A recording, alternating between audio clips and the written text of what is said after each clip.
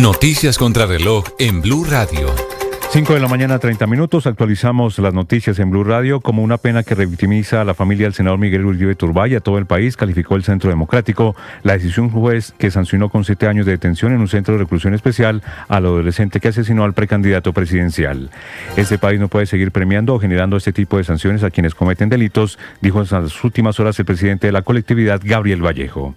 Entre tanto, las fuerzas militares radicaron la denuncia ante la Fiscalía por el secuestro de 33 militares en jurisdicción del Retorno Guaviare por parte de campesinos desde el pasado domingo. La denuncia se interpuso por los delitos de secuestro simple, azonada obstrucción a la justicia en contra de los civiles que interrumpieron la operación militar.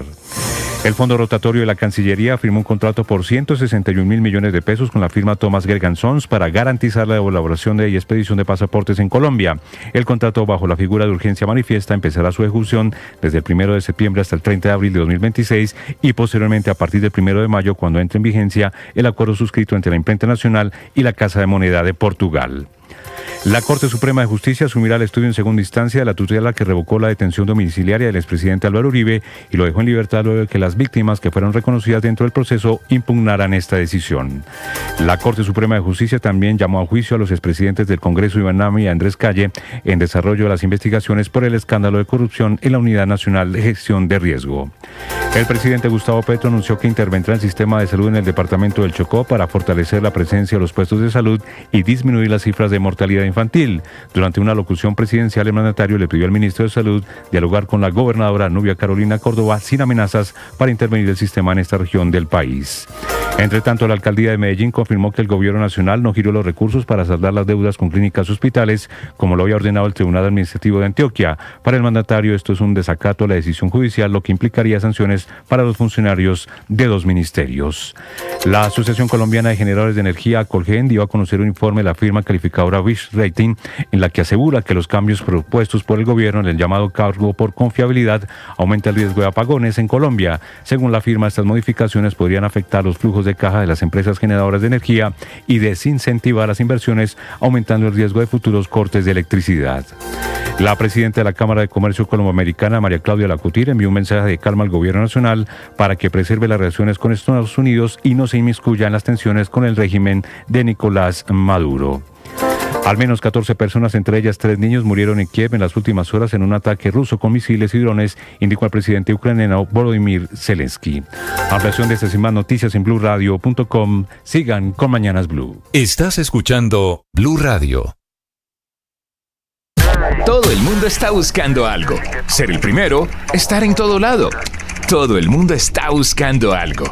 Búscanos, porque te conectamos con la información, la opinión, el entretenimiento, porque queremos que seas el primero. @Blue Radio Co. en YouTube. Búscanos. Todo el mundo está buscando algo. Blue, más que radio.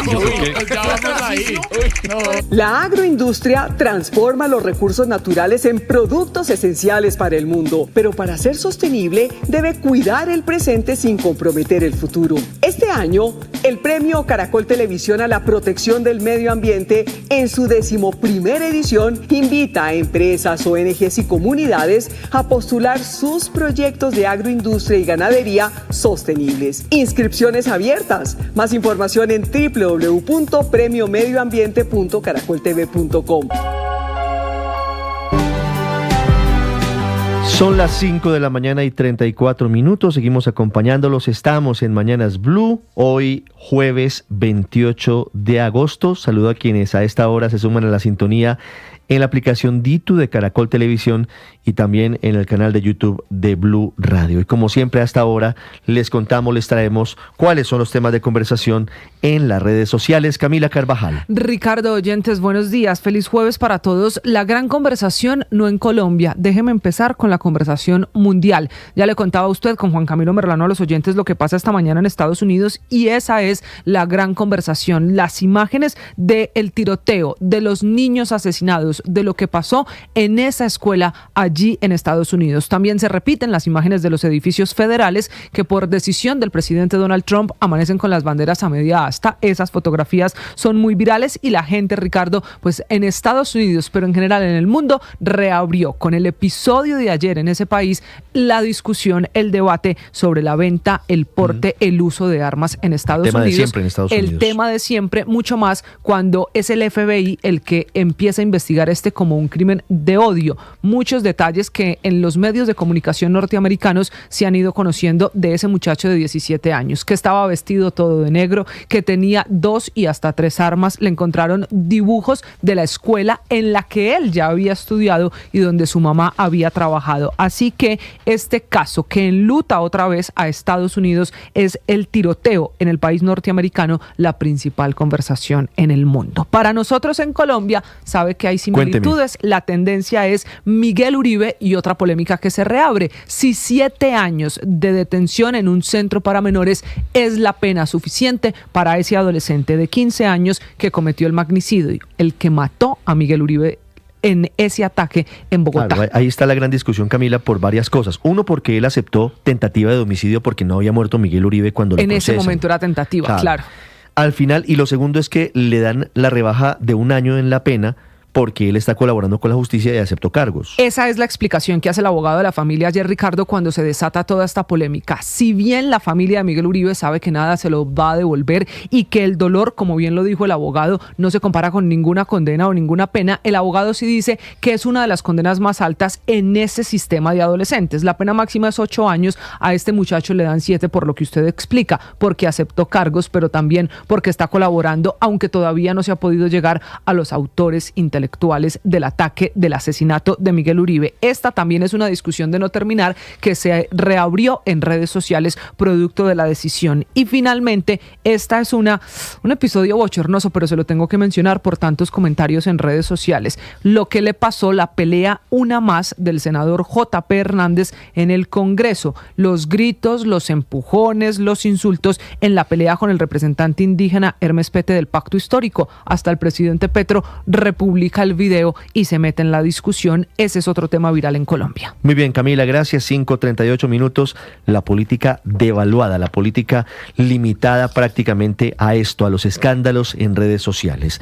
Hablando de deportes, estamos a punto de conocer el listado de los convocados para la Selección Colombia de cara a las 2 últimas fechas de las eliminatorias. Este miércoles estuvieron en la cancha varios jugadores que podrían ser convocados, otros de pronto no, como el caso de John Hader Durán, que parece que sigue en su mala hora. Juan Camilo Vargas.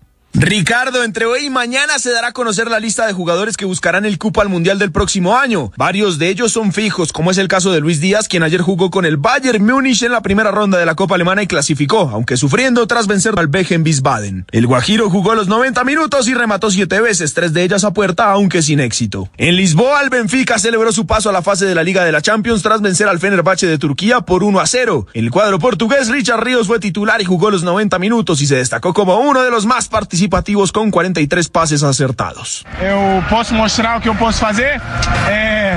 Eu sei de onde eu venho, eu sei tudo que eu demostrar de lo que soy capaz, sé de dónde vengo y todo lo que conquisté y todo lo que puedo conquistar.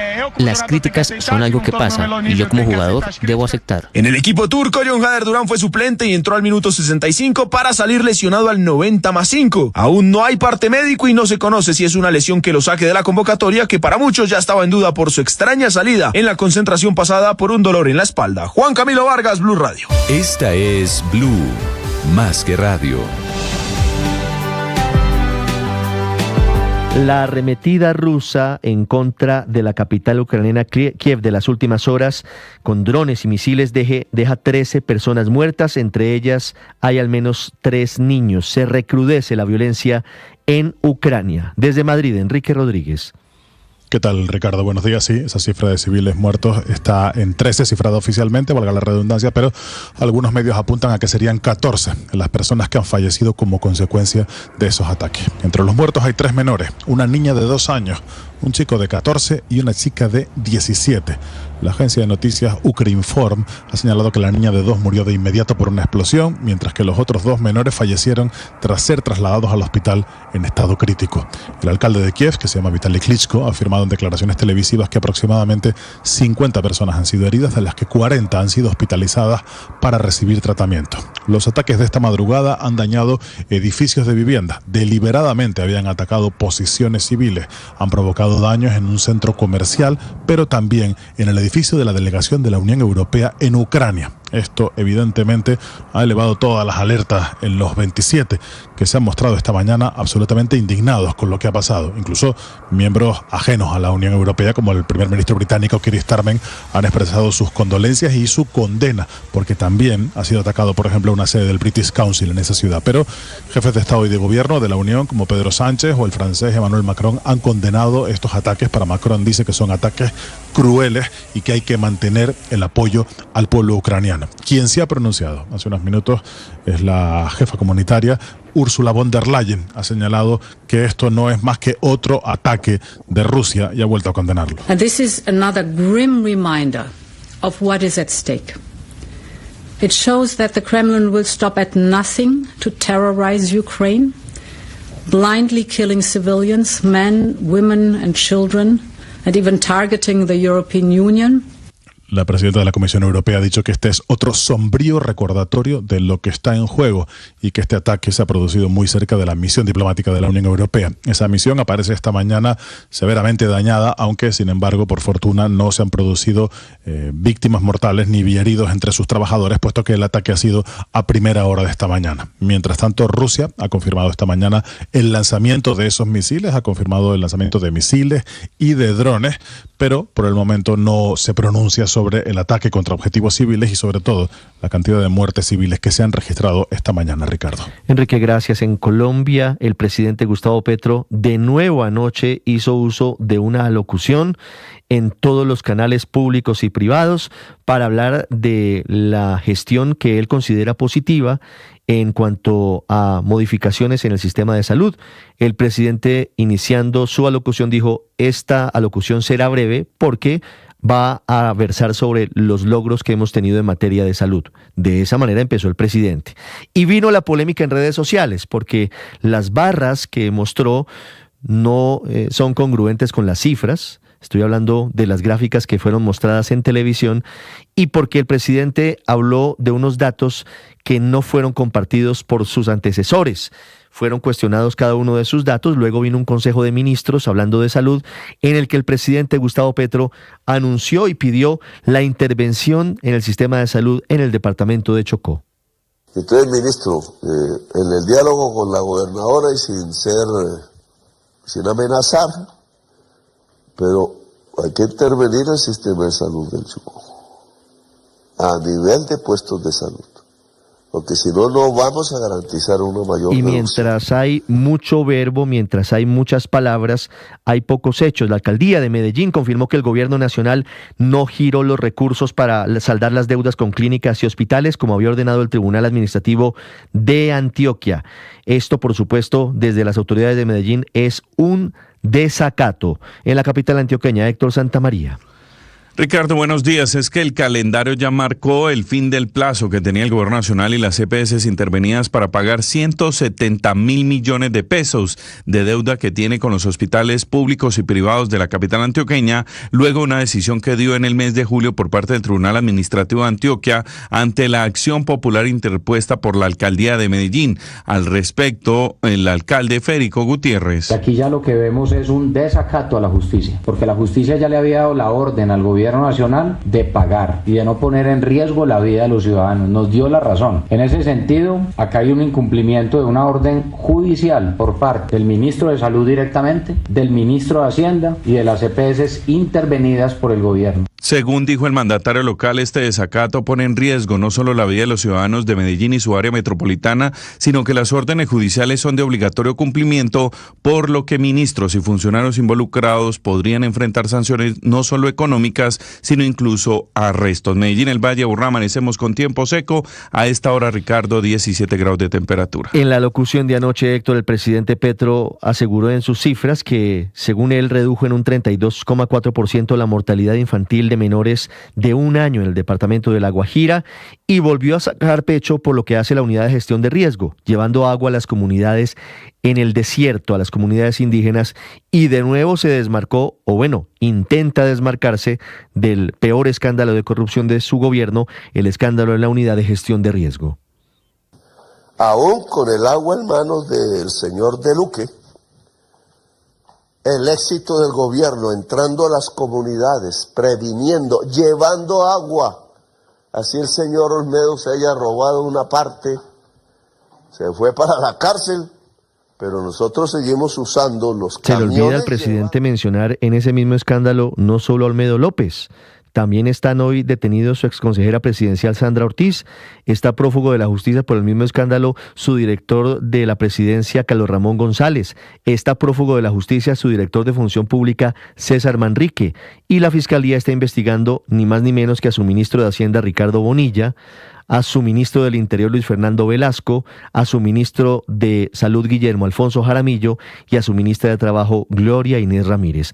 Hablando de ese escándalo de corrupción, la Corte Suprema llamó a juicio a los expresidentes de Senado y Cámara, Iván Name y Andrés Calle, por haber recibido presuntamente plata en efectivo por orden del Gobierno Nacional. Sergio Barbosa. Hola Ricardo, buenos días. La Sala de Instrucción de la Corte Suprema de Justicia llamó a juicio a los expresidentes de Senado y Cámara, Iván Name y Andrés Calle, por su presunta participación en el entramado de corrupción al interior de la Unidad Nacional de Gestión del Riesgo. En ese sentido, la Sala resolvió acusar al senador y al representante, quienes permanecen recluidos en la cárcel La Picota de Bogotá por estos hechos. Name y Calle, recordemos, son investigados por presuntamente recibir 1.000 y 3.000 millones de pesos respectivamente, recursos que fueron desfalcados de la Unidad de Gestión del Riesgo por altos funcionarios, presuntamente para aceitar en sus corporaciones el trámite de las reformas sociales del gobierno. Fuentes cercanas a este proceso le aseguraron a este medio que fue un intenso debate al interior de la sala extraordinaria llevada a cabo en la ciudad de Villavicencio, en donde se tomó esta decisión de llamar a juicio a Calle y a Name. Fueron 3 los magistrados los que salvaron el voto en esta decisión. Por su parte, la magistrada Cristina Lombana salvó su voto total, mientras que los magistrados Misael Rodríguez y Héctor Alarcón salvaron su voto parcialmente, discrepando así de la decisión de los otros 3 magistrados de la Sala de Instrucción de llamar a juicio a los expresidentes de Senado y Cámara. Si la acusación queda en firme, el caso será remitido a la Sala de Primera Instancia para el desarrollo del juicio correspondiente. Sergio Barbosa, Blue Radio. Sergio, gracias. En Venezuela sigue la tensión y sigue la detención de colombianos, dice el régimen de Nicolás Maduro, supuestamente involucrados en planes conspirativos en su contra. Santiago Martínez. Sí, Ricardo, buen día. Anoche tarde, casi sobre la medianoche, Diosdado Cabello, ministro de Interior y Justicia, informó sobre la detención de 12 personas al extremo oriental de Venezuela, en el delta del Orinoco, lo que se conoce como la fachada atlántica, y de estas 12 personas, 8 son colombianos. Si bien el ministro no precisó los motivos de la detención, el general del Estado sí informó que estas 12 personas están vinculadas a actividades ilícitas transfronterizas, sin especificar a cuáles se refería. Sin embargo, en el último mes el gobierno ha señalado que por esa zona se ha tratado de ingresar armas, municiones y elementos para explosivos, por lo cual es muy probable o es posible que estos nuevos detenidos los relacionen con algún tipo de plan conspirativo recién descubierto y que eso haya sido traído desde Trinidad y Tobago. Te repito, son 12 detenidos, 2 venezolanos, 2 trinitarios y 8 colombianos. Esto decía Diosdado Cabello. Nosotros hemos encontrado algunas cosas en nuestro delta, sabe el compañero mayor general, que solo es posible traerlas por lancha desde Trinidad. Las hemos encontrado. Hoy agarramos 12 personas ahí en esa zona. 8 son colombianos, 2 son venezolanos y 2 trinitarios en esa zona. Pero los agresores somos nosotros.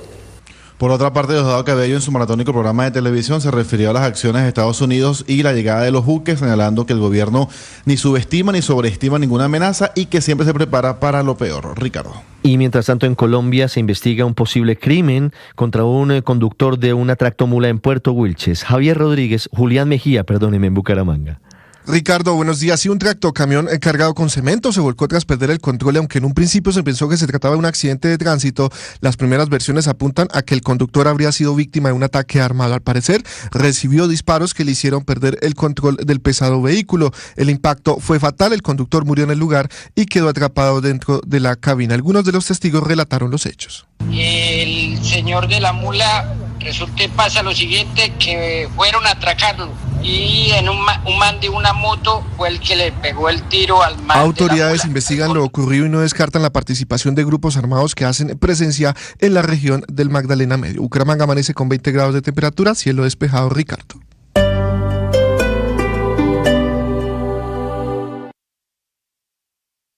Todo el mundo está buscando algo. Ser el primero, estar en todo lado. Todo el mundo está buscando algo. Búscanos, porque te conectamos con la información, la opinión, el entretenimiento, porque queremos que sea...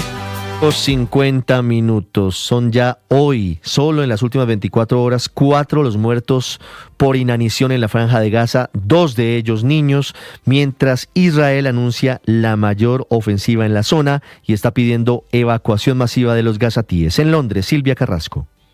Sí, Ricardo, ¿qué tal? Muy buenos días. Esa orden de evacuación es lo que ha dicho el ejército israelí, que es inevitable. Se preparan para la siguiente fase ofensiva en la ciudad de Gaza y han estado lanzando panfletos y enviando mensajes en árabe a la población de la ciudad de Gaza para instarlos a desplazarse hacia el sur, hacia las zonas de seguridad que llaman zonas de seguridad humanitaria, y donde dicen que se están instalando puntos de entrega de ayuda, incluyendo tiendas de campaña y estaciones de agua. Naciones Unidas se opone a este desplazamiento masivo y también le ha dicho a Israel que cómo pretende que la gente de tercera edad, las personas amputadas, se trasladen sin carreteras, sin vehículos hacia el sur de la Franja de Gaza. En fin, la pregunta que se está haciendo es qué garantías pueden haber de que en esa zona no se va a generar hacinamiento ni destrucción de infraestructuras. Mientras tanto, las negociaciones al alto al fuego están paralizadas. Hay intentos de acercamiento, pero lo que dicen los negociadores de Egipto y Qatar es que jamás habría indicado la posibilidad de aceptar una propuesta de una tregua gradual. Recordemos que ellos están pidiendo solo el fin de la guerra, no aceptar treguas parciales, pero ahora lo que estarían diciendo es que aceptarían esa tregua gradual. Toda la atención ha estado puesta, Ricardo, en 2 cosas que han ocurrido no en Medio Oriente, sino en Estados Unidos. Por un lado, el Consejo de Seguridad de Naciones Unidas, que finalmente con 14 votos a favor y solo la oposición de Estados Unidos aceptó ese informe de declaración de hambre que dice que 500.000 personas se enfrentan ahora a la inanición en Gaza y que van a ser 640.000 a fines de septiembre. De ellos, 132.000 son niños menores de 5 años que sufren desnutrición aguda y 43.000 están con riesgo de muerte. Decimos que solo Estados Unidos no aprobó esta decisión. 14 de los 15 miembros del Consejo de Seguridad aceptaron esa resolución. Y lo otro fue la reunión que se sostuvo en la Casa Blanca en las últimas horas, una reunión de gobernanza de futura de Gaza, una reunión de la cual no hubo resultados conocidos, pero sí horas antes el enviado especial para Medio Oriente de la Casa Blanca, Steve Witkoff, dijo que él tenía la expectativa de que por lo menos de aquí a fin de año el conflicto podría terminar. Así lo decía. We think that we're going to settle this one way or another, certainly before the end of this year. Seguramente, dice que ciertamente antes del fin de año. Llamó mucho la atención, Ricardo, en esa reunión la presencia del ex primer ministro británico Tony Blair. ¿Te imaginas? Todos los medios británicos hablando de eso, que es una persona que ha estado por mucho tiempo trabajando la posibilidad de ver cómo se podría resolver la gobernabilidad de Gaza después de esta guerra. Y la verdad es que se ha transformado en un muy cercano asesor, tanto de Steve Witkoff como de Jared Kushner, que es el yerno del presidente Donald Trump, y estuvo en esa reunión. Pero no sabemos, en definitiva, qué se resolvió en esa reunión, Ricardo. Muchas gracias, Silvia. 5:54 minutos. En Noticias de Bogotá, en poco más de una semana comenzaría el retorno de un grupo de indígenas en Vera que están asentados en la capital del país desde hace años, en la UPI La Rioja y en el Parque Nacional, cerca del Parque Nacional. Nicolás Rodríguez. Hola Ricardo, buenos días. Después de registrarse algunos casos de violencia interna y la confirmación de un homicidio dentro de la UPI La Rioja, el distrito convocó a un consejo de seguridad para evaluar estrategias de mitigación sobre estos casos. Dentro de la reunión se le pidió a la institución como la policía y al ICBF que participen de mesas conjuntas para permitir reconocer los casos y asimismo acabar con la instrumentalización. También por esto el distrito confirmó que el próximo 8 de septiembre comenzaría el retorno de una gran parte de la comunidad en Vera. Sobre esto el secretario de General general de gobierno, Miguel Silva Moyano, confirma que por lo menos el grupo asentado en el Parque Nacional sería el primero en hacer este retorno. Eso es lo que está obstaculizando la aplicación de autoridad en este tipo de casos. Siempre que vamos a aplicar la autoridad, aparecen niños, niñas y adolescentes bloqueando la entrada de la policía, bien sea de manera coordinada con la unidad de víctimas, que de unos meses para acá ha venido acelerando todo el proceso de retorno. Es muy probable que en próximas semanas tengamos un proceso de retorno exitoso. El Parque Nacional hace parte de las poblaciones que posiblemente van a retornar en las próximas semanas. Entre tanto, tras algunas versiones de reubicación de las comunidades en el predio del IDEPAC en El Salitre, la consejera para las víctimas de Bogotá, Isabelita Mercado, aseguró que a pesar de ser un terreno con mayor viabilidad, las comunidades no han aceptado el traslado, por lo cual no es una opción prioritaria para el distrito. Para la población que decida además quedarse en la ciudad, se activará el proceso de integración social que tiene un acompañamiento del distrito para la garantía de los derechos, pero además con un condicionamiento, y es que se cumplan las normas de convivencia de la ciudad. Nicolás Rodríguez, Blue Radio. Nicolás, gracias. Se reporta un nuevo hecho de sicariato en el municipio de Soacha. Felipe García. Hola Ricardo, sí señor, pues en la comuna 13 del barrio León 13 de Soacha, segundo sector, un hombre fue víctima de un sicariato en la carrera octava C con calle 40. De acuerdo con la información preliminar, la víctima recibió un disparo directo en la cabeza, lo que le ocasionó la muerte de manera inmediata en el sitio. El ataque ocurrió en plena vía pública a la vista de varios residentes del sector. Luego del asesinato, unidades de la policía hicieron presencia en el lugar para acordonar la zona y realizar así la inspección técnica a cadáver. Sin embargo, hasta el momento no se conocen mayores detalles sobre la identidad de la víctima y los motivos que estarían detrás de este homicidio. Los habitantes de ese sector de Soacha dicen que este tipo de hechos violentos se vienen repitiendo en diferentes sectores de allí. Mientras tanto, las autoridades locales anuncian que avanzarán las investigaciones para esclarecer lo ocurrido y dar así con los responsables de este nuevo episodio de violencia y sicariato que enluta a Soacha.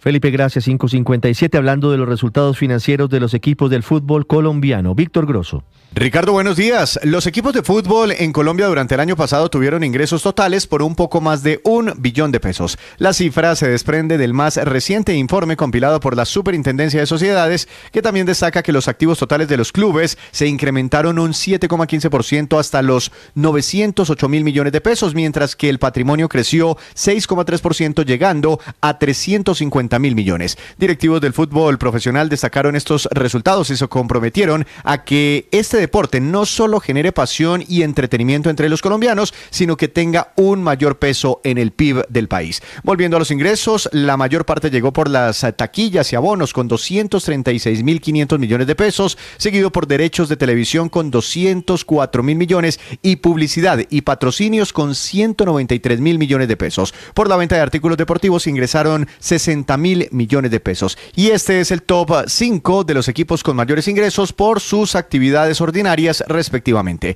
Millonarios, Nacional Junior, América de Cali e Independiente Santa Fe. Víctor Grosso, datayfx.com. Entra a @Blue Radio Co. Te lo repito, @Blue Radio Co. en YouTube y suscríbete. Y disfruta y participa de la programación de Blue Radio. Blue Radio, le ponemos cara a la radio. Reciclar es fácil, pero sabemos que no siempre sabes dónde va cada residuo. Soy Bruno, reportero de sostenibilidad de Blue, y estoy acá para que descubras que tú tienes el poder de proteger lo irreemplazable: el agua, la energía y el planeta. ¿Sabes cuál es el primer paso para reciclar? Fácil, divide los residuos. Si el residuo está limpio y seco, es aprovechable y va a la bolsa blanca. Si el residuo está sucio o contaminado, no es aprovechable y va a la bolsa negra. Y si no estás seguro, trata de dejarlo lo más limpio posible dentro de la bolsa blanca. Los recicladores sabrán qué hacer con él. Así de fácil se recicla a blanco y negro, y podemos darle una nueva vida a nuestros residuos. Conoce más en www.bluradio.com o escaneando el código QR. Una iniciativa de Blue en alianza con Wiro. Todo el mundo está buscando algo. Ser el primero, estar en todo lado. Todo el mundo está buscando algo. Búscanos, porque te conectamos con la información, la opinión, el entretenimiento, porque queremos que seas el primero. @Blue Radio Co. en YouTube. Búscanos. Todo el mundo está buscando algo. Blue, más que radio. La agroindustria transforma los recursos naturales en productos esenciales para el mundo, pero para ser sostenible debe cuidar el presente sin comprometer el futuro. Este año, El periodismo no tiene apellidos. Es siempre honesto, independiente y comprometido con la verdad. El periodismo no es amigo del poder, lo vigila. Hoy, Mañanas Blue les ofrece periodismo con contexto. Las dos caras de la moneda, sin exageración, sin especulación. A partir de este momento, Mañanas Blue es periodismo en radio. Bienvenidos.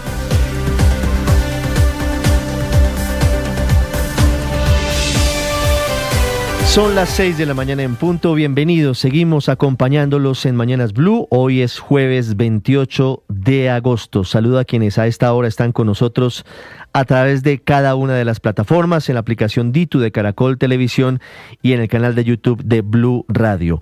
El FBI en Estados Unidos investiga el tiroteo en la Escuela Católica de Minneapolis como un caso de terrorismo doméstico y un crimen de odio. Todos los edificios federales amanecen con las banderas a media asta, incluida la Casa Blanca, en señal de duelo nacional ordenada por el presidente Donald Trump en honor a los 2 niños muertos y a las 17 personas heridas de este nuevo hecho que conmociona a los estadounidenses. Este año van 286 tiroteos.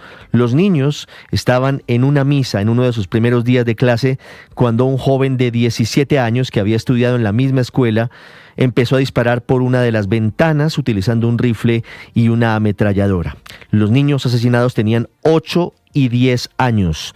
De los 17 heridos, 14 son menores de edad. El ataque se produjo en plena misa, como les conté. Este atacante estaba todo vestido de negro, se había cambiado reciente el nombre por uno de mujer y finalmente se suicidó. Las autoridades hallaron dibujos del colegio, nombres de los niños y hasta fotos del lugar y mensajes contra el presidente Trump.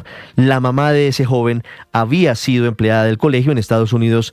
Se revive el debate sobre el uso de armas porque las que tenía este joven fueron armas compradas legalmente. El Papa León XIV lamentó el ataque en la escuela y envió un mensaje de condolencia a sus familias.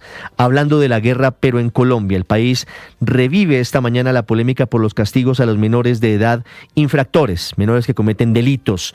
El juzgado que adelantó la última actuación bajo el sistema de responsabilidad penal para adolescentes sancionó con 7 años de privación de la libertad en un centro de reclusión para menores a alias Tians, el menor de 15 años, el menor sicario que mató al senador y precandidato presidencial Miguel Uribe Turbay, luego del atentado del pasado 7 de junio en el barrio El Golfito. Esto traducido quiere decir que el asesino de Miguel Uribe pagará apenas 7 años de prisión como castigo. La pena máxima podría haber sido de 8 años, pero estará privado de la libertad durante 7 años. El descuento proviene porque aceptó cargos y porque está colaborando con las autoridades o colaboró con las autoridades para esclarecer quiénes fueron los autores intelectuales del magnicidio. La familia de Miguel Uribe Turbay, a través de su abogado, dicen que respetan la decisión, pero que nada equipara el daño causado con el asesinato de Miguel Uribe Turbay, ni con el dolor causado a la familia, aunque reconoció que una pena de 84 meses es de las más altas en la Ley de Infancia y Adolescencia. Planteó la necesidad de cambiar la ley porque de lo contrario el crimen, los delincuentes seguirán utilizando menores de edad.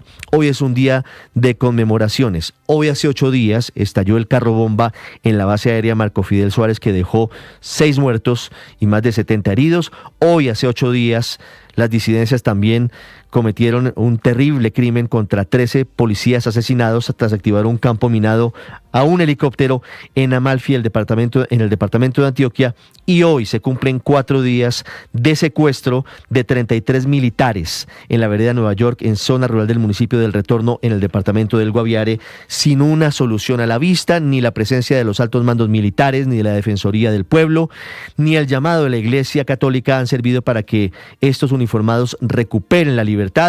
Las autoridades, el Ministerio de Defensa, denunció a estas personas que los mantienen secuestrados por secuestro simple, asonada y obstrucción a la función pública.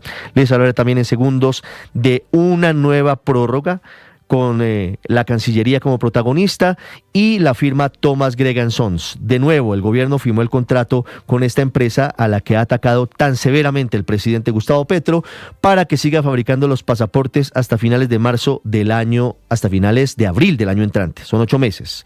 Exactamente lo que dura este contrato. A pesar de las críticas, de las denuncias, de la pataleta del presidente, el Fondo Rotatorio de la Cancillería firmó este nuevo contrato con la empresa que estará al frente de la elaboración de pasaportes durante otros 8 meses. El contrato tiene un costo de 161.290 millones de pesos. Este mismo lío de pasaportes que le costó la cabeza a 3 cancilleres, Álvaro Leiva, Luis Gilberto Murillo y Laura Sarabia, para terminar en lo mismo que ellos habían planteado, la prórroga del contrato. A propósito de la Cancillería, esta madrugada la canciller Rosa Villavicencio le concede una entrevista al periódico El Espectador. Dice que después de reuniones que tuvo con el embajador en Bogotá, John McNamara, y con congresistas norteamericanos, considera que no hay una intención real del gobierno Trump de intervenir en Venezuela, bajándole el tono de la crisis entre Washington y Caracas. Eso sí, ella reconoce que el momento es de máxima tensión.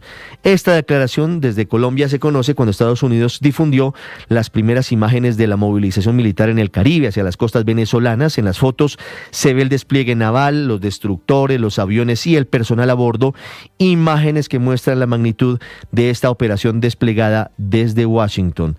Mientras tanto, en esa misma entrevista con El Espectador, la canciller Rosa Villavicencio dice que las negociaciones con Estados Unidos van bien y no cree que ese país, que Estados Unidos, vaya a desertificar a Colombia en la lucha contra el narcotráfico, certificación que es clave y que se conocerá en pocas semanas, en el mes de septiembre. Máximo en un mes se debería conocer esa certificación. Hablando del gobierno nacional, les contaré cuál fue el tema principal, la salud, en la nueva locución presidencial y en el Consejo de Ministros televisado del presidente Gustavo Petro, mostrando y celebrando logros en lo que él considera cambios al sistema de salud. Habló de la disminución de la mortalidad infantil y materna el presidente Petro, pero terminó dándole una instrucción al ministro Guillermo Alfonso Jaramillo de intervenir el sistema de salud en el Chocó. El presidente habló del Hospital San Juan de Dios, regañó a diestra y siniestra, regañó porque no se ha iniciado el trabajo en el Hospital San Juan de Dios, regañó al ministro Benedetti porque dice que la reforma a la salud no avanza en el Congreso,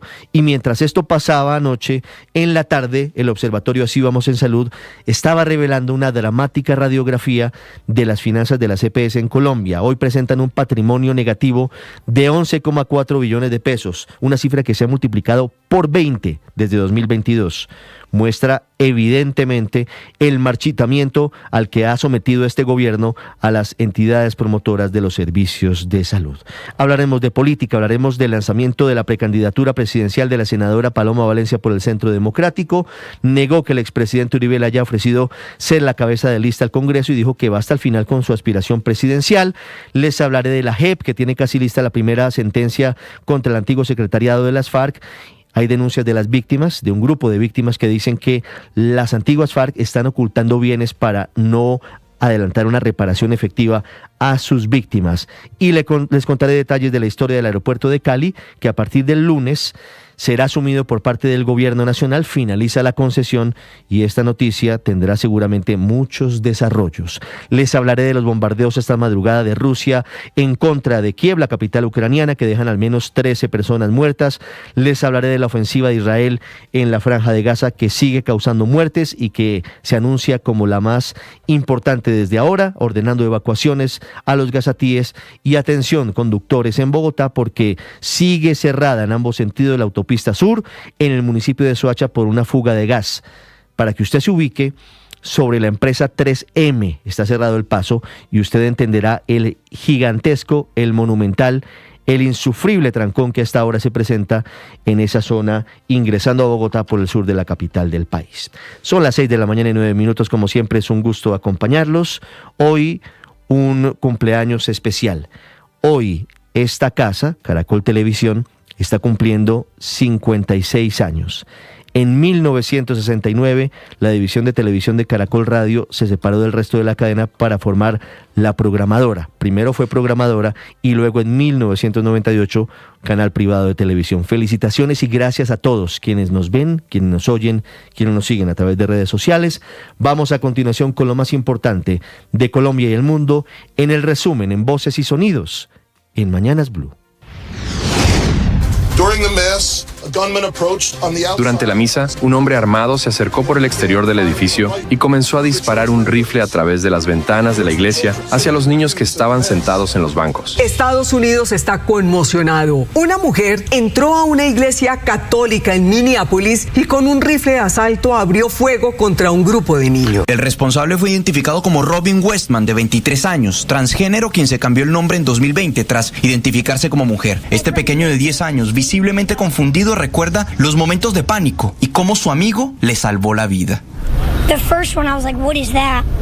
En ese momento pensé, con el primer tiro me pregunté ¿qué es eso? Pensé que era solo algo como un ruido. Luego, cuando volví a oír, corrí debajo del banco y me cubrí la cabeza. Mi amigo Víctor me salvó porque se puso encima de mí, pero le dieron.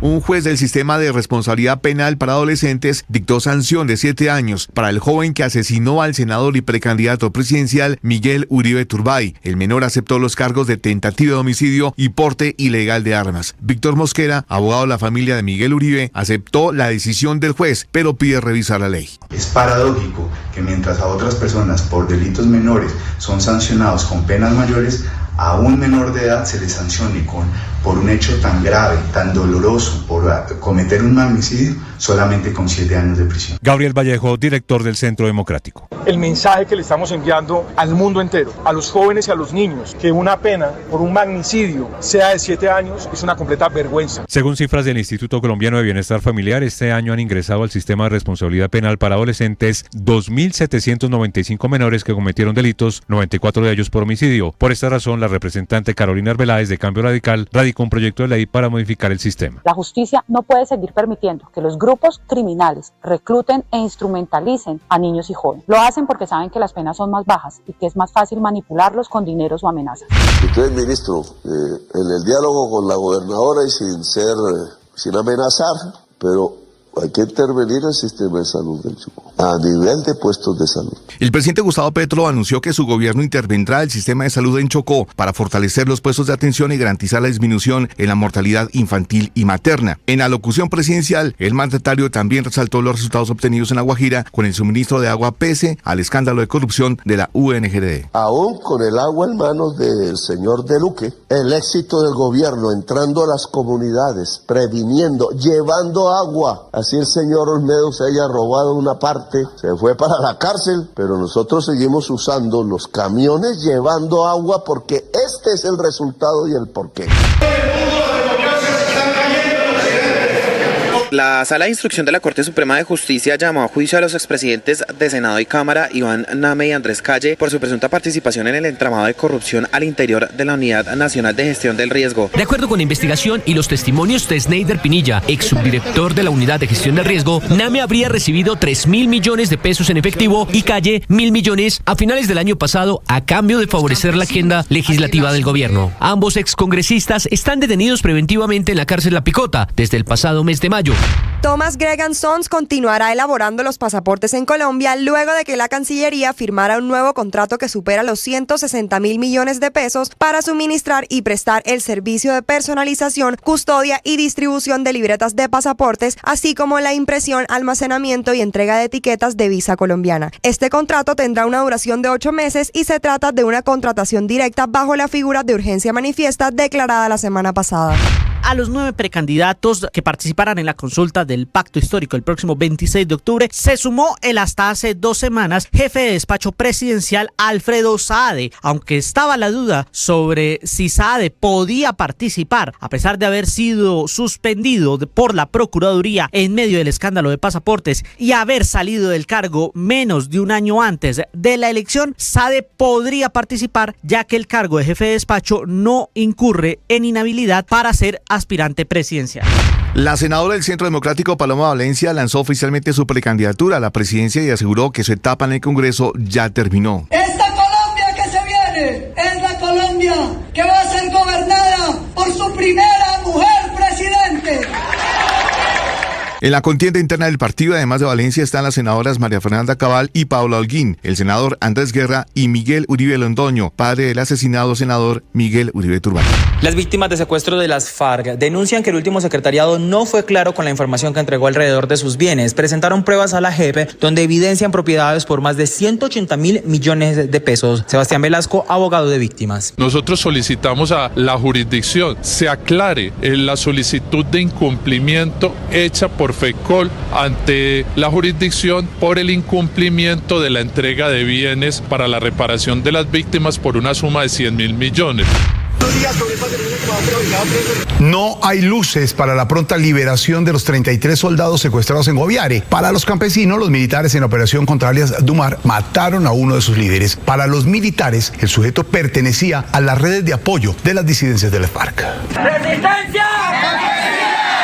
Más de 72 horas completan estos 33 militares secuestrados en zona rural del municipio del Retorno, en el Guaviare. La Defensoría del Pueblo intenta mediar para lograr un acuerdo que facilite la liberación. La Guardia Indígena se mantiene en que necesita la presencia del ministro de Defensa o de un delegado para entablar una mesa de diálogo, junto con el comisionado para la paz o su respectivo delegado. La entrega a las autoridades de Anderson Andrei Vargas, alias Kevin, máximo cabecilla de la estructura Carlos Patiño de las disidencias de las FARC, ha generado un reacomodo dentro de esta estructura criminal que delinque en el departamento del Cauca bajo órdenes de alias Iván Mordisco. El jefe guerrillero se acogió a un preacuerdo con la fiscalía, lo que representa un debilitamiento en el nivel de mando medio del grupo armado ilegal. Una fuga de gas en la autopista sur a la altura de 3M y Espumados obligó el cierre de la autopista sur en ambos sentidos. El hecho mantiene paralizada la movilidad en el corredor, uno de los más transitados de la capital, y ya se reportan largas filas de vehículos que intentan salir hacia Cibaté y Suárez. Al menos 14 personas han muerto, entre ellas 3 menores de edad, como consecuencia de un nuevo ataque masivo ruso con drones y misiles contra Kiev, capital de Ucrania. En el ataque ha sido gravemente afectada la sede de la Unión Europea en Ucrania. Las autoridades ucranianas acusan a Rusia de haber disparado solo durante esta noche y madrugada casi 600 drones y 31 misiles. La Fuerza Armada Bolivariana dijo que está lista para defender a Venezuela ante el impresionante despliegue militar de Estados Unidos en el Caribe. Nicolás Maduro dijo que se trata de una amenaza nuclear. Que Venezuela ha sido amenazado con un submarino nuclear. Se ha violado el Tratado de Tlatelolco, que prohíbe la movilización, la utilización y la fabricación de armas nucleares en todo el territorio de América Latina y el Caribe. El presidente de Argentina, Javier Milei, fue víctima de un grupo de manifestantes opositores que le lanzó piedras, ramas y hasta huevos, ante lo cual el personal de la policía tuvo que protegerlo con escudos antes de evacuarlo en un vehículo blindado. El presidente se encontraba con su hermana, que es la secretaria general de la presidencia, Karina Milei, quien está, recordemos, envuelta en un escándalo de corrupción. Richard Ríos clasificó a la fase de Liga de Champions con el Benfica tras la victoria 1-0 sobre el Fenerbahce, donde fue suplente John Hader Durán. Ríos fue titular, jugó los 90 minutos y tuvo un buen partido. Durán ingresó al minuto 65 y se fue lesionado al 90+5. En Alemania, Luis Díaz jugó todo el partido del Bayern ante el Begen Wiesbaden de tercera división por la ronda 1 de la Copa Alemana. El equipo del Guajiro ganó 3-2 y clasificó a la segunda fase. Estás escuchando Blue Radio. Todo el mundo está buscando algo.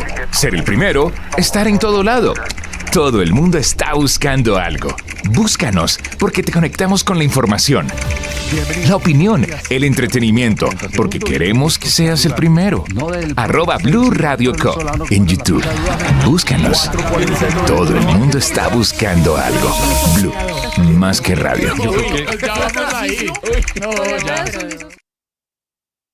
La agroindustria transforma los recursos naturales en productos esenciales para el mundo, pero para ser sostenible debe cuidar el presente sin comprometer el futuro. Este año, el premio Caracol Televisión a la protección del medio ambiente, en su 11ª edición, invita a empresas, ONGs y comunidades a postular sus proyectos de agroindustria y ganadería sostenibles. Inscripciones abiertas. Más información en www.premiomedioambiente.caracoltv.com. Los vamos a acompañar esta mañana con noticias, con historias. Los saludo desde Mañanas Blue. Feliz mañana para todos. Mañanas Blue con Néstor Morales es de nuevo el programa más escuchado en Colombia. Gracias. Porque todos han ayudado a construir esto. Más personas despertando con Blue. Con ánimo, con fuerza, iniciamos nuestra jornada. Más razones para darles 1.000.000 de gracias por hacernos la número 1. Blue, más que radio. Escanea este código y suscríbete a nuestro canal de YouTube, @Blue Radio Co. Y disfruta y participa de la programación de Blue Radio. Blue Radio, le ponemos cara a la radio. Blue Radio, la alternativa.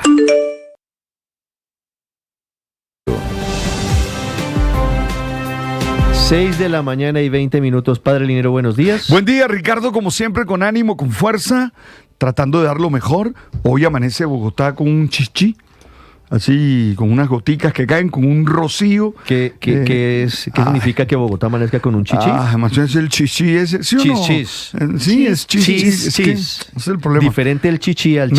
No, chis. O sea, amanece un goteo. Amanece lloviznando en Bogotá. Lloviznando, Eso. con su lloviznar de siglo. Hábleme en rolo, por favor. Usted sabe que en Bogotá llovizna desde el siglo XVI, ¿no? Ese es un buen dato. ¿En serio? Siempre ha llovido, siempre ha lloviznado, aunque ahora ha subido un poco la temperatura. Padre, ¿cómo le fue llegando aquí? ¿Tuvo problemas de movilidad? No. Yo vivo cerca, entonces fue rápido, no hubo ningún inconveniente, pero sé de amigos que están... Siempre hay chicharrones de movilidad en Bogotá. Esta madrugada hay 2 en particular. Uno de ellos, quizás el más grave, en la autopista sur, entrando a Bogotá, en el municipio de Soacha. El trancón es monumental por una fuga de gas. Los desvíos van desde el peaje de Chusacá, que viene entrando a Bogotá, lo están desviando por Mondoñedo porque no hay paso, no insista, no hay paso por la autopista sur. Felipe García. Hola Ricardo, sí señor, desde esta madrugada una fuga de gas registrada en la autopista sur obligó a las autoridades a realizar el cierre total de esta vía en ambos sentidos, impactando gravemente la movilidad entre Bogotá y Soacha. Está totalmente colapsado el tráfico en el sur de la capital del país. Este incidente ocurrió específicamente a la altura de la carrera cuarta con calle segunda 18 sur, entre los sectores de Espumados y 3M. La vía, considerada uno de los corredores principales del sur de la capital del país, quedó completamente paralizada y los conductores desesperados, a Ricardo, ya incluso tienen apagados los vehículos por la demora en la atención de la emergencia. Las autoridades locales, acompañadas de equipos de emergencia, ya se encontraban atendiendo la situación desde esta madrugada. La Alcaldía de Soacha y la Secretaría de Movilidad de Bogotá coordinan las acciones con bomberos, organismos de gestión del riesgo y personal de la empresa de gas para controlar la fuga. Incluso el alcalde Julián Sánchez Perico hizo un llamado a la paciencia y al acatamiento de las recomendaciones entregadas por las autoridades, todo esto para evitar una emergencia mayor. Largas filas de carros se viven, Ricardo, a esta hora hacia Cibaté, Soacha y los ingresos a Bogotá por el sector de Colsubsidio son los que se reportan a esta hora los conductores afectados. El bloque de la vía continúa activo y las autoridades aún no han anunciado el restablecimiento del paso. Se recomienda a los conductores así entonces considerar otras alternativas viales y mantener precaución en la zona. La ruta por Mondoñedo y la vía Bogotá-Girardot por la Mesa para entrar por la calle 13, además de corredores internos de Soacha como la carrera séptima, la avenida Indumil, la avenida Terreros y la avenida Las Torres, que permiten a los conductores entrar o salir del municipio hacia Bogotá por el sur sin pasar por este punto de cierre que tiene, como le digo, Ricardo, totalmente colapsada la movilidad en ese punto de Soacha. Sí, realmente las vías alternas son pocas, Felipe. Sí, usted puede irse por la avenida Terreros, puede irse por Indumil, intentar sacarle el quite al trancón. Ahí vemos las imágenes en YouTube del cierre que hacen los bomberos en la autopista sur por esta fuga de gas, pero realmente a veces es peor la vía alterna. Por eso a veces resulta mejor, aunque más caro, salir por Mondoñedo. Usted tiene que pagar por lo menos un peaje más. Pueden ser 2 si sale por la calle 80, pero es una vía alterna a esta hora. No es el único problema de movilidad esta madrugada en Bogotá. Si usted va para el centro de la capital del país, preste atención, está cerrada la avenida Circunvalar con avenida El Dorado. En pleno centro oriente de Bogotá se cayó una estructura metálica. Ahí estamos viendo también las imágenes. Don Nicolás Rodríguez, ¿esto afecta ambos sentidos o solamente el sentido sur-norte? Hola Ricardo, buenos días para usted, para los oyentes, 6:23 de la mañana. Sí señor, solamente afectaría el sentido sur-norte para quienes salgan del centro de la capital y quieran tomar la avenida El Dorado. Según la Secretaría de Movilidad, a las 6:06 de la mañana se presentó este caso de la caída de una estructura metálica sobre la vía, sobre la avenida Circunvalar con avenida El Dorado. Lo que se presume es un poste que había o que hay sobre esta zona y por los fuertes vientos y también por la estructura inestable se cayó sobre la vía. En este momento está completamente bloqueada este sentido de sur-norte. Para quienes salgan del centro de la capital se recomienda tomar vías alternas, porque si usted va a coger sobre la avenida El Dorado con la circunvalar o va a salir de la circunvalar, pues mire que todavía está atravesado este poste en ese momento. Sin embargo, ya se confirma que hay bomberos de Bogotá en este momento en el sitio para hacer el respectivo levantamiento. Por fortuna, este hecho, que además pues también se presenta lluvias en el centro de la capital, no dejó personas heridas. Bomberos dice que aproximadamente se puede tardar entre 2 horas porque la estructura es bastante larga y también se cayeron algunos árboles sobre la vía. Se recomienda además tener mucha paciencia porque algunos vehículos también quedaron represados antes de la caída de este elemento. Por fortuna, Nicolás, esto ocurrió en la madrugada y no ocurrió en horas del día, porque esa vía es muy transitada y estaríamos lamentando seguramente una tragedia si este elemento metálico hubiera caído sobre alguno de los vehículos que transitan por esa vía, por la avenida Circunvalar. 6:25 minutos, vamos a los Estados Unidos. Las autoridades continúan buscando los motivos del atroz tiroteo de ayer en Minneapolis. El gobierno federal ha prometido movilizar todos los recursos para la investigación, que se enfoca en revisar el manifiesto y los videos que había compartido en redes sociales el asesino, que se quitó la vida después de haber matado a 2 niños. 2 niños de 8 y 10 años, padre. 2 niños que estaban en una misa. Una vaina cruel, loca, absurda. Es absolutamente inexplicable, completamente absurdo. Sí, esa es la palabra, absurda, porque no hay manera de comprenderlo. Es decir, cómo estos 2 niños inocentes pierden su vida por una... Rezando, además una rezando decisión. En misa, padre, 6:25 minutos. Y de nuevo se abre el gran debate sobre el uso y porte de armas, un asunto muy de fondo en la sociedad estadounidense. Juan Camilo Merlano, en Washington. Ricardo, buenos días. Y el rostro de desconsuelo en medio de lágrimas de niños que abrazan fuertemente a sus padres es una de las imágenes más impactantes de esta tragedia y que hoy registran los principales medios en el mundo. Es la imagen del dolor por haber perdido a 2 compañeros de 8 y 10 años y otros 17 heridos en este tiroteo en un colegio católico en Minneapolis, en el estado de Minnesota, ayer. Fue a las 8:30 de la mañana. Los niños entre prekinder y 8º grado estaban en su 3er día de clase de su nuevo año escolar. Tenían una misa general para arrancar su jornada. Se encontraban en los bancos, en las sillas, rezando, cuando de repente las balas empezaron a entrar al templo a través de los ventanales. Ráfagas que rápidamente quitaron la vida de los 2 menores e hirieron a otras 17 personas, de las cuales 14 son también menores de edad. La iglesia estaba totalmente llena, algunos corrieron desesperadamente y se refugiaron en otros puntos. Niños de 10 años siguiendo al pie de la letra los entrenamientos y simulacros de tiroteos, como Weston, quien además dice que se salvó gracias a un amigo. And then when I heard it again, I just ran under the pew, and then I covered my head. My friend Victor saved me though, because he laid on top of me, but he got hit. Your friend laid on top of you? Yeah, and he got hit. Is this something that you've practiced before? Yeah, we practice it every month, or I don't know, but yeah, we've never practiced it in the church though. Cuando escuché nuevamente los disparos, solo me hice debajo de una de las bancas, me cubrí la cabeza, pero mi amigo Víctor me salvó porque se puso encima de mí. Pero a él le dieron un tiro. Ahí le preguntan a este pequeño si esto era algo que ya habían ensayado y él dice que sí, que ya lo habían practicado, que practican más o menos una vez al mes, pero que nunca habían practicado para cuando ocurriera en una iglesia, o al menos en esa estructura. Dice en medio de la confusión e inocencia, pero plenamente consciente de lo que acaba de suceder este niño de tan solo 10 años. El responsable, quien estaba armado con un rifle de asalto, una escopeta y una pistola, se quitó la vida propinándose un disparo. Tenía 23 años, Robin Westman, quien al momento de cometer el tiroteo se identificaba como mujer, pero hace 5 años era identificado como hombre y tenía el nombre de Robert Westman. Se lo cambió posteriormente. Era un antiguo estudiante del colegio, según información preliminar, y su madre también fue empleada en ese mismo colegio.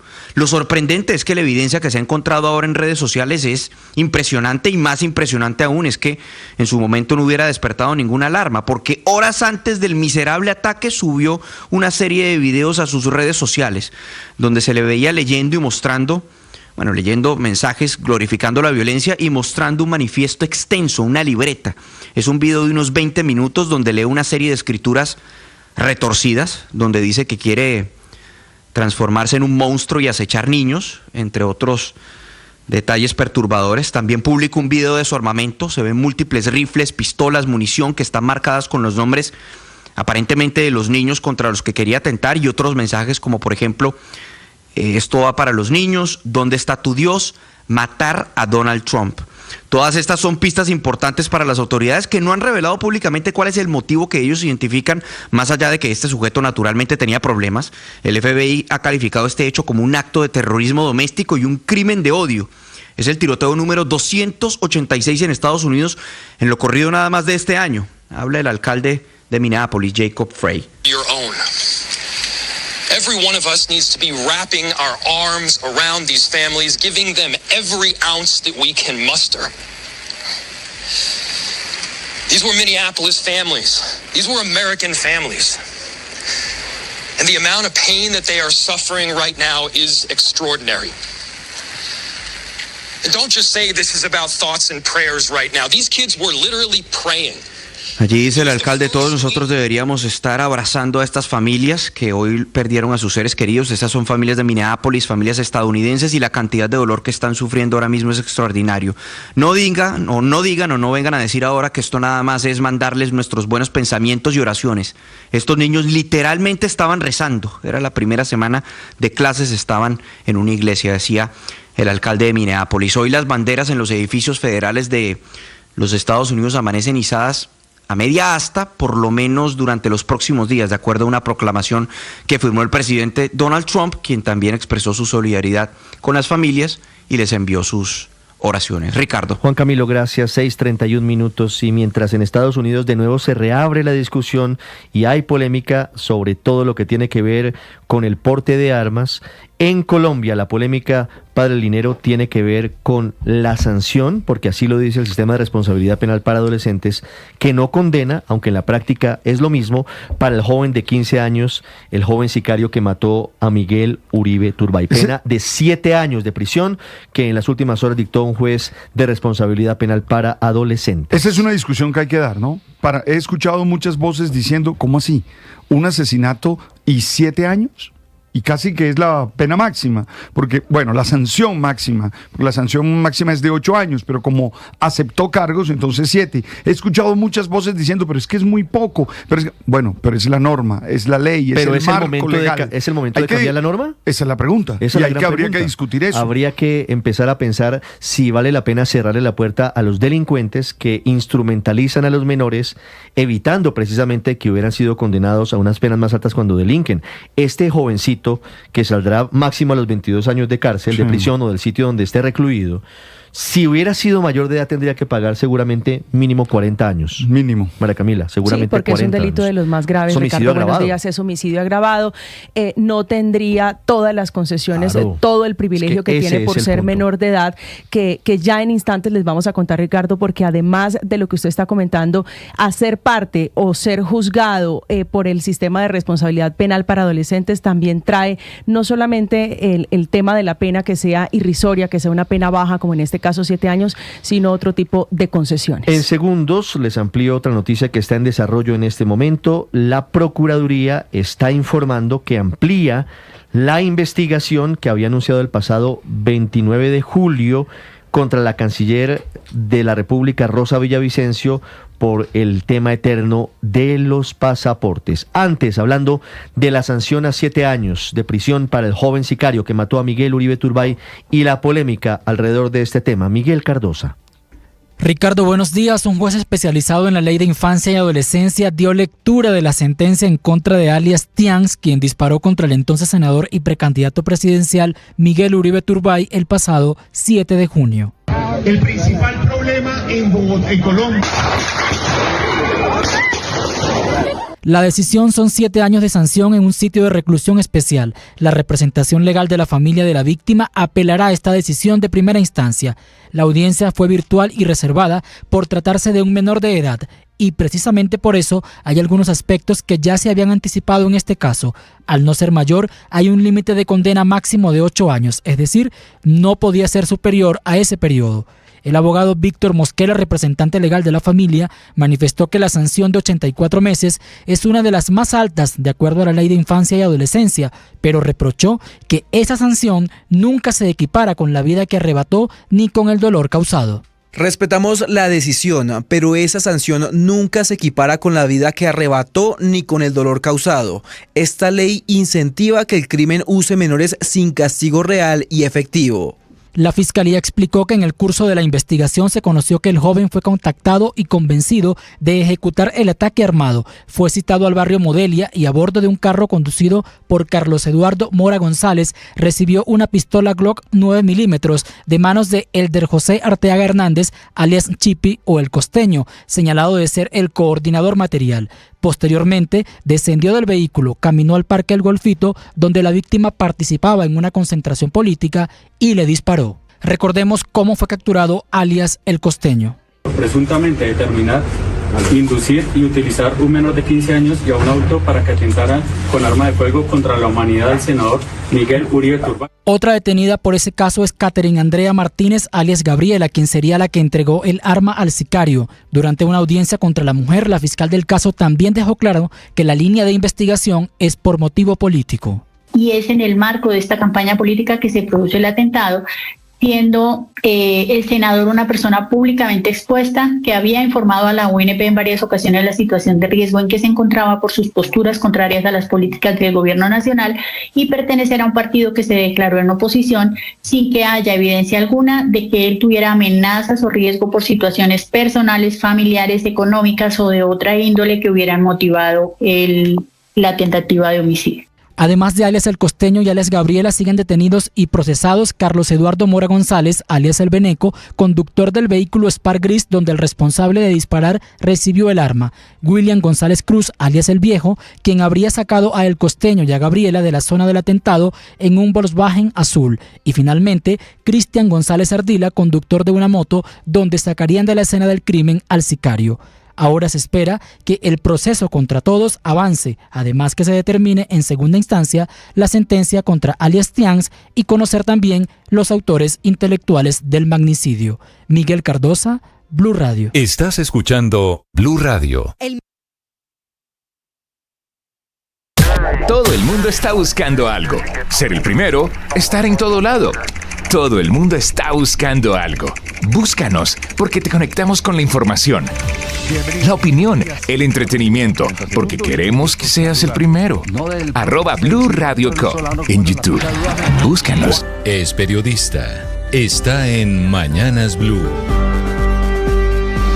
Ya son las 6:37 de la mañana. 7 años de un máximo de 8 años de sanción que permite la Ley de Infancia y Adolescencia fue el castigo que le impusieron a Tians. Fue el primer capturado y por ahora es el primer y único condenado por el magnicidio de Miguel Uribe Turbay. Una controvertida sanción, no solo porque es a una pena menor a la máxima que permite el sistema penal para adolescentes, sino porque es por los delitos de tentativa de homicidio y por porte ilegal de armas, aunque el delito que cometió claramente fue el de homicidio. La explicación más fácil al por qué es porque aceptó cargos y porque colaboró con la justicia, que no podía cambiarle el delito a pesar de que la víctima ya había fallecido. Aunque el joven sicario está hoy bajo protección de la Fiscalía en el búnker, esta sentencia, esta sanción deberá cumplirse en un centro de reclusión especial administrado por el ICBF, que en ningún caso será prisión o cárcel física. Lo que viene son medidas pedagógicas restaurativas orientadas a su protección, es decir, sanción educativa y restaurativa, no un castigo convencional. Quedará en libertad antes de cumplir la sentencia que le impusieron, porque este mismo sistema penal para adolescentes no permite que permanezca en internamiento más allá de los 21 años de edad, incluso si no ha terminado de cumplir la sanción. Pero como el sistema establece que ninguna sanción pedagógica podrá tener una duración superior a los 2 años, podrá pedirse al juez en ese término que revise su comportamiento y eventualmente puede también quedar en libertad. Adicionalmente, al cumplir la mayoría de edad para para él, como para todos los menores infractores de la ley, funciona una especie de borrón y cuenta nueva. Automáticamente queda sin antecedentes penales. Esa es la historia de Tians o Juan Sebastián, el muchacho sicario, y la de otros 2.795 menores infractores que han entrado solo este año al sistema de responsabilidad penal adolescentes, acusados y usados por organizaciones criminales para ponerlos de carne de cañón, mandándolos a matar, amparados en un sistema penal que es obsoleto, que es laxo y protector. Por esta condena está servida la polémica nuevamente, con un claro mensaje para el Congreso de la República, que tiene en sus manos el deber de estudiar un proyecto de ley y sacarlo adelante para modificar este sistema penal que trata a los menores delincuentes como víctimas a pesar de que son expertos asesinos. Paola Ochoa es periodista. Está en Mañanas Blue. 6:39 a.m. Antesala de reforma tributaria, o más exactamente, ley de financiamiento para completar el centavo que le falta al peso, o mejor, los 26 billones que le faltan a los 557 billones de monto general del presupuesto, según el proyecto que presentó el gobierno de Gustavo Petro, y que es plato central hoy por hoy de las comisiones económicas conjuntas de Senado y de Cámara, con plazo hasta mediados de septiembre, hasta el 15 de septiembre, para aprobar ese monto general que aumenta en 40 billones de pesos frente al de este año, y que varios congresistas proponen ya recortar para evitar desechar y descartar una nueva cascada de impuestos y un nuevo golpe al bolsillo sobre millones de colombianos, a fin básicamente de ¿para qué? Pues de poderle pagar los sueldos a los 600.000 nuevos burócratas del Estado colombiano, cuyos ingresos, prestaciones, pensiones y contratos aumentan el gasto de funcionamiento de este año en un 11% y lo suben efectivamente en eso frente al de esa vigencia 2025, 11% más para el año entrante de ese gasto en burocracia, mientras que sectores como vivienda o como deporte tienen, por el contrario, durísimos recortes, a tal punto que ayer una decena de deportistas paralímpicos se fueron para el Congreso a reclamar por los tijeretazos para su sector y en momentos en donde se preparan y entrenan para importantes competencias mundiales. No obstante, a ellos, que son deportistas y no burócratas, se les recorta casi a la mitad del presupuesto para su sector, pasando de $500 billion en los años 2024 y 2025 a tan solo 312.000 millones de pesos para el próximo año. Una situación igual a la que viven los obreros y los constructores de vivienda, a quienes se les recorta la inversión pública en vivienda en un 35%, mientras que a los burócratas se les destina cada vez más plata y fuera de todo se les alimenta con una nueva reforma tributaria. Proyecto que va a presentar mañana el cuarto ministro de Hacienda, Germán Ávila, por un monto de 26 billones de pesos, lo que la convierte en la tributaria más grande de toda la historia, gravando con más impuestos el tabaco y el alcohol, los juegos de suerte y azar en línea, los productos consumidos por los estratos altos, viene también con nuevos tributos al carbono y al consumo, y además de todo, mayores impuestos sobre renta y sobre patrimonio. Camila Carvajal es periodista. Está en Mañanas Blue. De la mañana, 42 minutos, mientras el presidente Gustavo Petro evalúa el sistema de salud por las cifras de la mortalidad materna y de la muerte de niños menores de 5 años, comparando sí las cifras de hoy con las de los años de la pandemia. El observatorio Así Vamos en Salud presentó un nuevo informe, el de la plata, el de la crisis financiera, informe que está basado precisamente en los reportes financieros de la Superintendencia de Salud sobre las EPS. Las principales conclusiones son que las EPS tuvieron deudas por 29.6 billones de pesos en el primer semestre de 2025 y un patrimonio negativo de menos 11.4 billones de pesos. Lo que, dicho de otra manera, se traduce en que hay menos entidades en operación, los activos están cayendo, los pasivos aumentando y el patrimonio se consolida en números rojos después de revisar y comparar cifras de 2019 a 2025. Este documento también muestra que los activos consolidados de las EPS cayeron de 23.2 billones de pesos en 2020 a 18.1 billones en 2025. Una de las razones de esta caída es un dato no menor, que nueva EPS, que es la EPS con más afiliados, que hoy la maneja el propio gobierno nacional, desde 2023 reportaba 6 billones en activos, pero al año siguiente, en 2024, dejó de entregar información. Las deudas se mantienen en niveles elevados y crecientes. En el primer semestre de este año alcanzaron 26.5 billones de pesos, que es la cifra más alta registrada.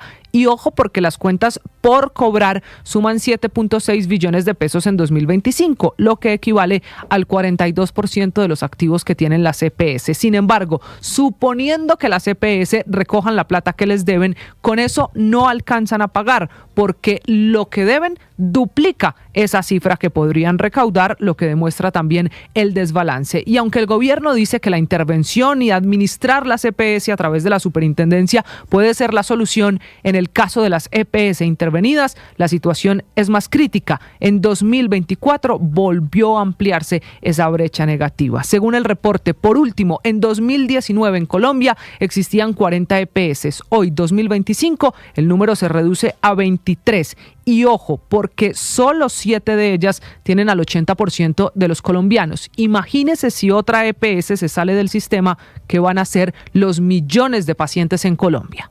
Estás escuchando Blue Radio. Todo el mundo está buscando algo. Ser el primero, estar en todo lado. Todo el mundo está buscando algo. Búscanos, porque te conectamos con la información, la opinión, el entretenimiento, porque queremos que seas el primero. @Blue Radio Co. en YouTube. Búscanos. Todo el mundo está buscando algo. Blue, más que radio. Los vamos a acompañar esta mañana con noticias, con historias. Los saludo desde Mañanas Blue. Feliz mañana para todos. Mañanas Blue con Néstor Morales es de nuevo el programa más escuchado en Colombia. Gracias. Porque todos han ayudado a construir esto.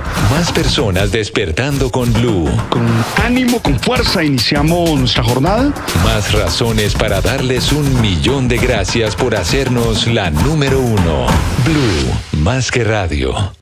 La agroindustria transforma los recursos naturales en productos esenciales para el mundo, pero para ser sostenible debe cuidar el presente sin comprometer el futuro. Este año, el premio Caracol Televisión a la protección del medio ambiente, en su 11ª edición, invita a empresas, ONGs y comunidades a postular sus proyectos de agroindustria y ganadería sostenibles. Inscripciones abiertas. Más información en www.premiomedioambiente.caracoltv.com.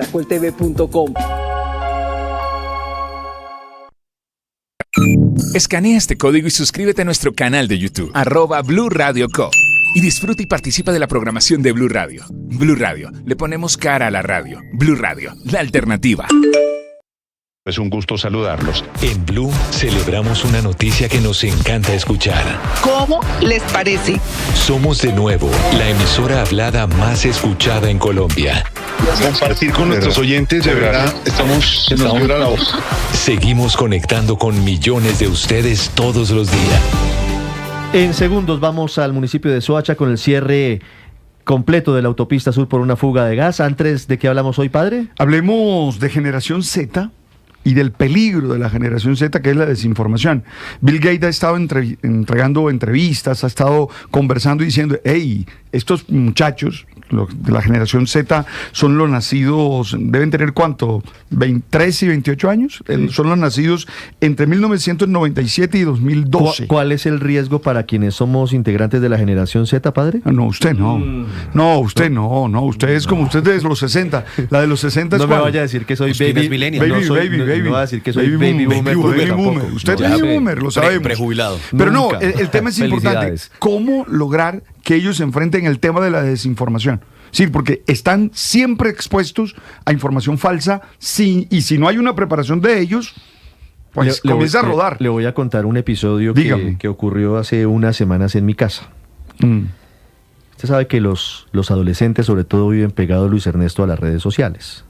Los niños chiquitos no tanto, pero bueno, nosotros también, sí. los adolescentes mayores. Ustedes sí, yo los he visto. Nosotros, sí. Bueno, empezó a circular en TikTok una noticia que iba atacando en contra de una muy reconocida marca de hamburguesas, diciendo que habían tenido un tema de intoxicación de la carne y que invitaban a la gente a no consumir ese producto. Y empezó a hacer mella, empezó a calar. En mi casa, incluso, mi hija adolescente dijo, y preguntó, pero dijo, esto es muy grave, esto es cierto. Le dije, no, eso no es cierto. No hay ninguna verificación de esa información. Entonces, se presta para todo. No solo esto, para muchas más cosas. Pero imagínese como una campaña de desprestigio empresarial incluso, diciéndole usted no compre eso porque es que eso está contaminado. Y lo que se viene en la época electoral, ¿no? Imagínese. Imagínese, porque no me toque ese vals. Porque muchos de los jóvenes que pertenecen a esta generación pueden votar. Claro. No se te olvide que están entre los 12, 13 años y 28 años. 28 años, ahí está, perfectamente. 6:49 minutos de la generación Z de noticias falsas. En segundos, el Padre Linero.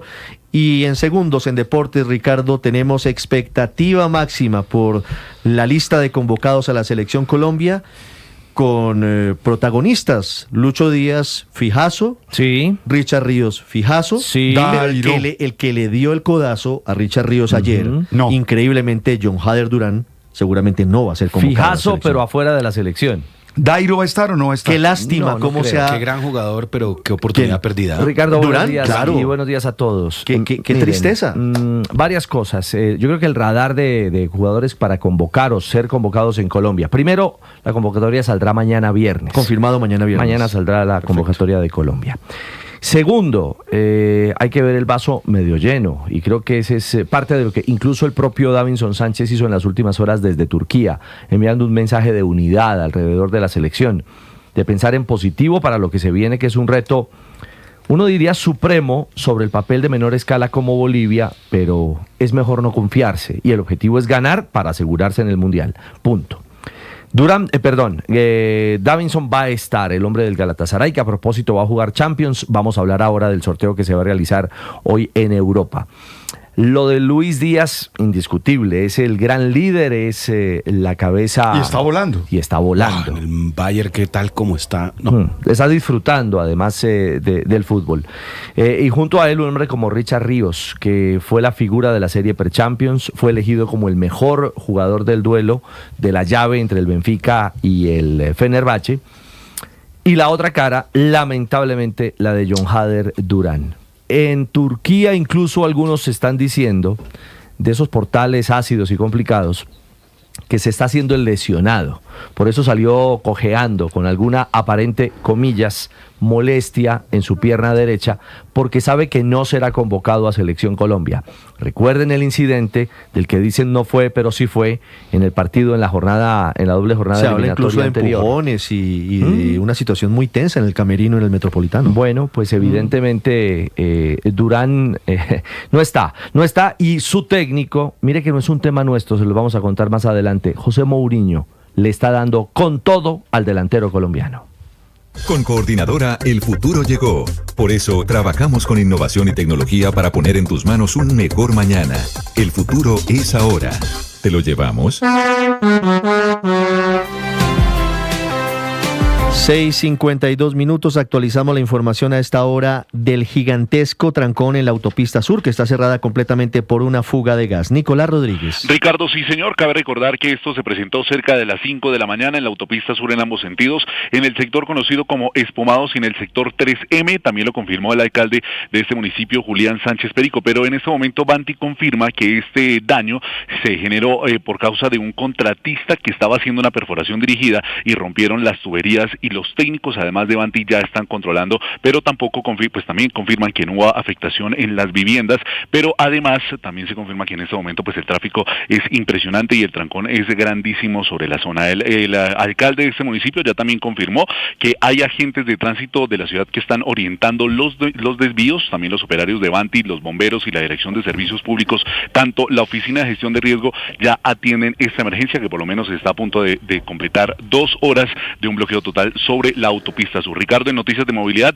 aprovecho para contarle que en este momento en el norte de la capital se presenta una novedad vial porque en la localidad de Usaqueno un camión colisiona contra un andén, específicamente en la carrera séptima con calle 201, por lo cual también hay trancón sobre este punto que es saliendo al norte de la capital por la Caro hacia el municipio vecino de Chía. Hablando de la autopista sur, de lo que está ocurriendo por la fuga de gas en el municipio de Soacha, señor alcalde Julián Sánchez Perico, buenos días.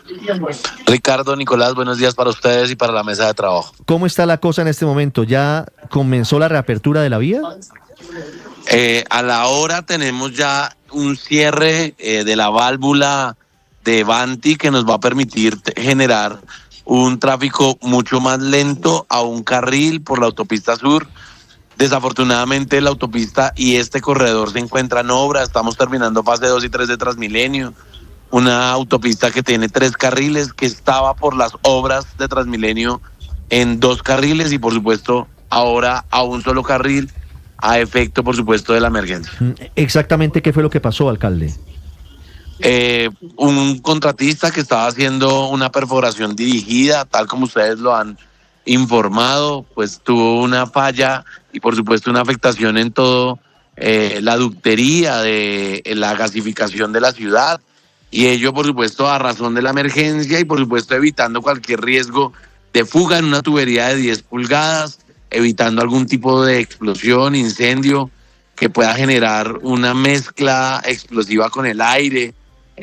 Pues lo que decidimos en las horas de la madrugada junto con Vanti fue hacer cierre total de la autopista sur, haciendo un desvío del sentido Girardot-Bogotá por la avenida Canoas, sector Indumil, dirigiéndose para Bogotá por la calle 13, calle 80 y por supuesto sentido Bogotá-Girardot por la carrera quinta que permitía ingresar a la ciudad y claramente hacia el suroccidente del país.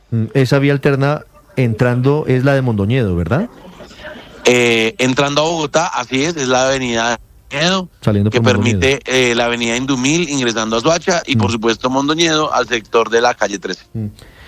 Alcalde, ¿a esta hora sigue el fuerte olor a gas en la autopista sur?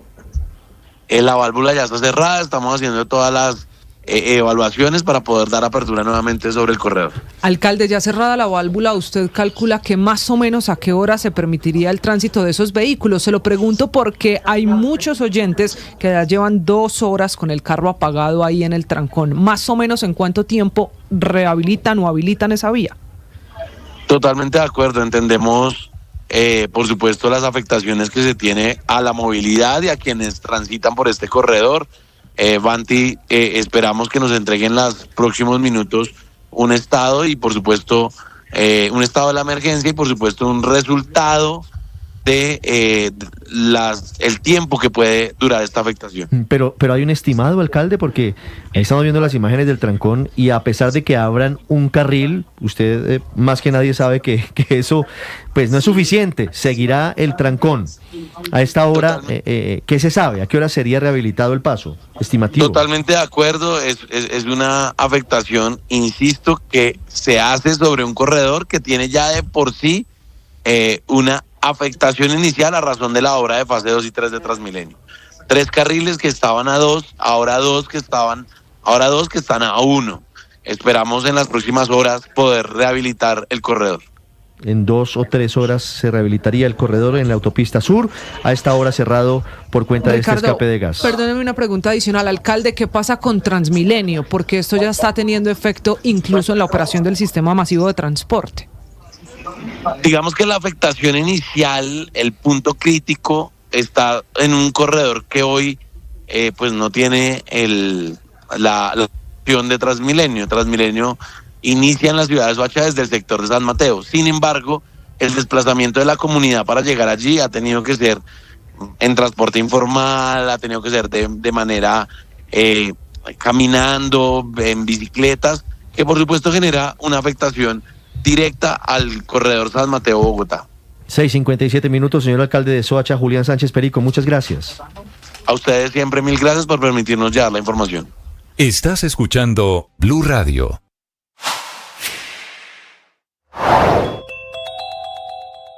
El FBI en Estados Unidos investiga el tiroteo en la escuela católica de Minneapolis como un caso de terrorismo doméstico y un crimen de odio. Todos los edificios federales amanecen con las banderas a media asta, incluida la Casa Blanca, en señal de duelo nacional ordenada por el presidente Donald Trump en honor a los 2 niños muertos y a las 17... Alberto Linero es periodista y también está en Mañanas Blue.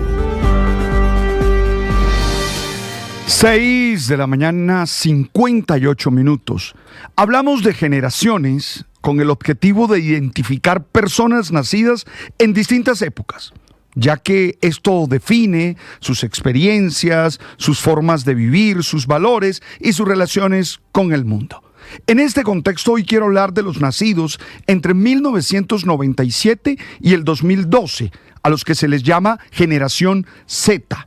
Es decir, personas que hoy tienen entre 13 y 28 años. Lo que más identifica a esta generación es que son los llamados nativos digitales.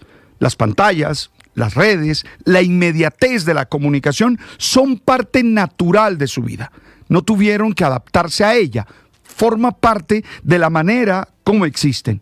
También esta generación se caracteriza porque son más diversos, más incluyentes, tienen una mirada amplia sobre el género, sobre la cultura y la justicia social.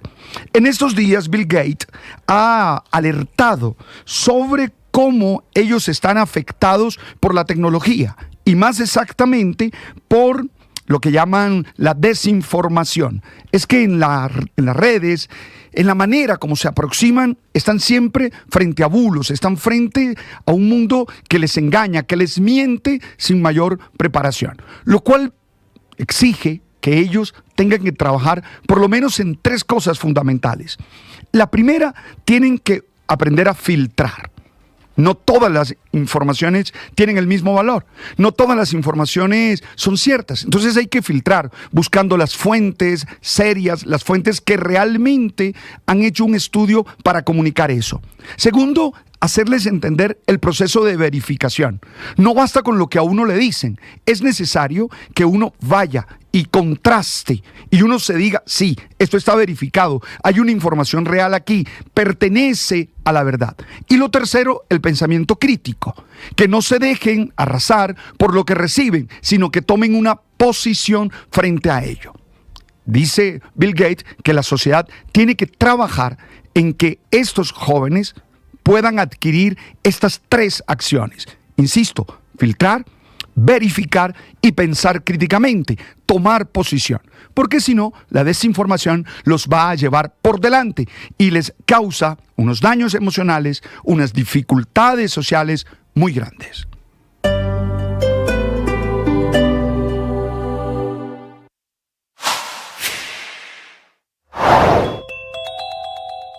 El país revive esta mañana la polémica por los castigos a los menores de edad infractores, menores que cometen delitos. El juzgado que adelantó la última actuación bajo el sistema de responsabilidad penal para adolescentes sancionó con 7 años de privación de la libertad en un centro de reclusión para menores a alias Tians, el menor de 15 años, el menor sicario que mató al senador y precandidato presidencial Miguel Uribe Turbay, luego del atentado del pasado 7 de junio en el barrio El Golfito. Esto traducido quiere decir que las